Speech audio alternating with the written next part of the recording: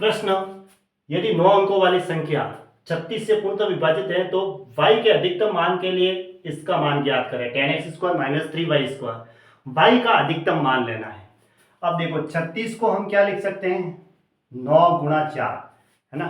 ऐसी संख्या जो 9 से भी विभाजित होगी और 4 से भी विभाजित होगी, वो संख्या पूरी की पूरी 36 से विभाजित होगी। तो 4 से भाजकता का नियम क्या कहता है, पीछे के 2 डिजिट लो। तो मैंने लिया y8, इसके अंदर अगर मैं 4 का भाग दूं, ठीक है, तो मुझे मैक्सिमम वैल्यू लेनी है y के अधिकतम मान के लिए। y का अधिकतम मान मैं पहले यहाँ 9 रख के देखता हूं क्या भाग जाता है पूरा का पूरा 98 में। तो 4 दूनी 8 और पूरा पूरा y का मैं 9 रखता हूं तो भाग नहीं जाता है, तो फिर मैं 8 रखता हूं, 88 हुआ। देखो y की वैल्यू फिर मैंने 88 रखी, तो मतलब y की वैल्यू 8 रखी, तो यहाँ 88 हो गया। तो ये दो 4 दूनी 8, 4 दूनी 8, भाग पूरा का पूरा जा रहा है। देखो अधिकतम मान रखना था, पहले मैंने 9 रखा, तो 9 रखा तो पूरा पूरा भाग नहीं जा रहा है। तो फिर मैंने y की वैल्यू क्या रखी, 8 रखी, क्योंकि सिंगल डिजिट है ना। तो 8 रखी तो ये 88 हुआ, पूरा पूरा भाग जा रहा है, इसका मतलब y का अधिकतम मान हो गया 8। तो y की वैल्यू तो हमें मिल गई 8। अब 9 का भाजकता का नियम क्या कहता है, सबको जोड़ो।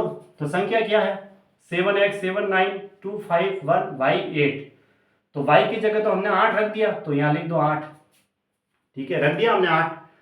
अब 9 जिनका योग होता है उन्हें काट दो, ये कट गया, 7 और 2 ये भी हट गया, बाकी को जोड़ ही देते हैं। ये लो 8 और 1 9, ये भी हट गया, तो 8 और 5 13, 13 और 7 कितने हो गए, 20, तो 20 प्लस x। अब मैं 9 से भाजकता का नियम क्या कहता है, x की जगह मैं क्या रखूंगा कि वो 9 से विभाजित हो जाए। तो ठीक है, हाँ, x की जगह हम रखते हैं 3 27, है ना, 27 होता है, तो x की जगह मैं 7 रखूंगा। देखो 9 का पहाड़ा बोलते हैं ना, 2 नंबर 18, 3 नंबर 27 होता है, क्योंकि 2 नंबर 18 तो 20 से भी कम हो गया, 3 नंबर 27। अगर मैं 20 प्लस x की जगह 7 रखा तो कितना हुआ, ये 27 हुआ, जिसके अंदर 9 का भाग पूरा पूरा जाता है। तो हमने x की जगह अभी क्या लिया है, 7 लिया है। वैसे तो x का मान कितना होगा ये नहीं मालूम, ज्यादा भी हो सकता है, लेकिन ज्यादा से फिर ये बहुत ज्यादा हो जाएगा। देखो फिर 27 होता है यहाँ, फिर 3 नंबर 27, 4 नंबर 36 होता है, तो फिर यह x की जगह 16 रखेंगे, क्योंकि 9 से विभाजित होनी चाहिए। 4 नंबर 36 के लिए, 36 बनाने के लिए मुझे x की जगह 16 रखना पड़ेगा। फिर x की जगह मैं यहाँ 16 रखूंगा, तो 16 का स्क्वायर तो 256 हो जाएगा, और 256 को 10 से गुणा करूंगा तो 2560, और y की वैल्यू यहाँ रखूंगा तो ये तो कम ही मांग रहा है, इसलिए फिर x की वैल्यू 7 सही रही। तो फिर अब देखो 10x² - 3y², x की जगह हमने क्या रखा, 7, 7 का स्क्वायर 49, माइनस 3, y का स्क्वायर 64, 8 का स्क्वायर हुआ ना, 8 का स्क्वायर 64, ठीक है। अब ये तो 490 हो गया, इधर तो माइनस 192 बराबर कितना आया, 298 आया। ये इसका आंसर है 298, यानी कि ऑप्शन डी राइट है, 298 आ गया, ठीक है, क्योंकि 8 सिंगल डिजिट इसी में आ रहा है। अगर हम इसका वैल्यू ज्यादा रखते हैं, जैसे x की वैल्यू 7 से स्टार्ट हुई, अब x 4 नम 36 पे x की जगह हमें 36 बनाने के लिए 16 रखना पड़ेगा। अगर मैं 16 रखूंगा तो ये वैल्यू ऑप्शन से बाहर है, यूं y की जगह ये रख के देखता हूं, तो इसलिए x की जगह 7 सही बैठ रहा है, और आंसर भी हमारे मैच हो गए ऑप्शन से। और ये y की मैक्सिमम वैल्यू रखनी थी, तो 9 पे तो सेट हुआ नहीं, फिर 8 रख के देखा, पूरा पूरा भाग जा रहा है इसका, इसकी मैक्सिमम वैल्यू y की वैल्यू 8 है। ऐसे संख्या में k का मान ज्ञात कीजिए, यदि संख्या 6 से विभाज्य है लेकिन 5 से विभाज्य नहीं है, तो 6 का मतलब होता है 2 गुणा 3। ऐसी संख्या जो 2 से विभाजित होगी और 3 से विभाजित होगी, है ना, लेकिन 5 से विभाज्य नहीं होनी चाहिए, ये रूल्स है। तो क्या रखेंगे k की जगह, देखो हमारे पास संख्या क्या, 3 4 2 6 k, है ना, 6 2 8 4 12 3 15, तो ये हो गए, तो 15 प्लस k करेंगे। अब k की वैल्यू रखनी है, 2 से भी विभाजित होनी चाहिए, तो k की जगह देखो 3 और 9 तो रख नहीं सही सकते, क्योंकि k क्या है, इकाई अंक है, जो सम होना चाहिए तभी वो 2 से विभाजित होगा, तो 2 ऑप्शन तो वैसे ही चले गए। अब 15 में 4 जोड़ते हैं तो 19 हो जाता है, जो कि 3 से विभाजित नहीं होगा। तो 15 में 6 जोड़ते हैं तो 21 होता है, तो k की जगह हमने क्या रखा, 6, ये इसका आंसर हो गया। 15 और 6 21 होता है, 21 में 3 का भाग जाता है 7 बार, तो ऑप्शन बी राइट है।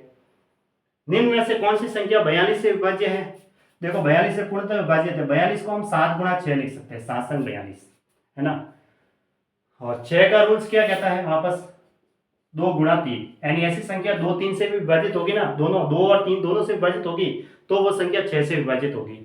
ठीक है, तो अब देखो 2 से तो सारी संख्या विभाजित है, 3 से भाजकता का नियम क्या कहता है, सभी अंकों को जोड़ो, जोड़ देते हैं। 2 और 5 7 ने 2 10 ने 3 13 2 15। ठीक है, 2 और 5 7, 7 ने 2 9, 9 3 12। देखो 2 और 5 7 ने 2 9 3 12, 2 14 ही हो रहा है। देखो 2 + 5 + 2 + 3 + 2 14 आ रहा है। ठीक है, तो 3 से विभाज्य नहीं है ये, तो थोड़ा टोटल करते हुए ध्यान रखने का ना। तो ये ऑप्शन भी कट गया। फिर 2 और 5 7 ने 2 9 4 13 2 15, ये बैठ रहा है, अभी इसको मैं अंडरलाइन करता हूँ आगे। 2 और 5 7 ने 2 9 4 13 4 17, ये नहीं हो सकता। 2 और 5 7 2 9 9 10 2 12, 7 2 9, 2 और 5 7 ने 2 9 ने 1 10 ने 2 12। ठीक है, ये आ रहा ना, तो ये भी बैठ रहा है। 2 और 5 7 ने 2 9 ने 1 10 ने 2 12। अब देखो 3 से तो विभाजित हो रहा है, अब इन दोनों में 7 का भी तो भाग जाना चाहिए। ठीक है, 7 का भाग क्या इसमें जाता है, 7 का तो भाग देखिए, देख लो पता चल जाएगा। 7 3 21, तो कितना शेष पड़ रहा, 3 32, 7 चौक 28, तो 4 रहा, 7 5 35, तो 6 रहा। 62 में 7 का भाग नहीं जाता, ये भी नहीं हो सकती। अब इसका मतलब तो यही हुई। फिर देखो 7 3 21, तो कितना रहा, 4 रहा, तो 7 7 42 हो गया, और फिर 0 लगा के 7 7 42, 7 का भाग इसमें जाता है, तो इसका मतलब ये सही है, ऑप्शन बी है वो सही है। ऐसे ऑप्शन बी सही है, क्योंकि 2 ऑप्शन तो वैसे ही हट गए। इनमें से अंकों का योग 14 आ रहा था, इसमें भी अलग आ रहा था, इसमें अंकों का योग 12 आ रहा है, लेकिन इसमें 7 का भाग पूरा पूरा नहीं जा रहा है, शेषफल है वो कुछ ना कुछ बच रहा है। इसमें 7 का भाग पूरा पूरा जा रहा है, इसलिए ऑप्शन बी सही हुआ।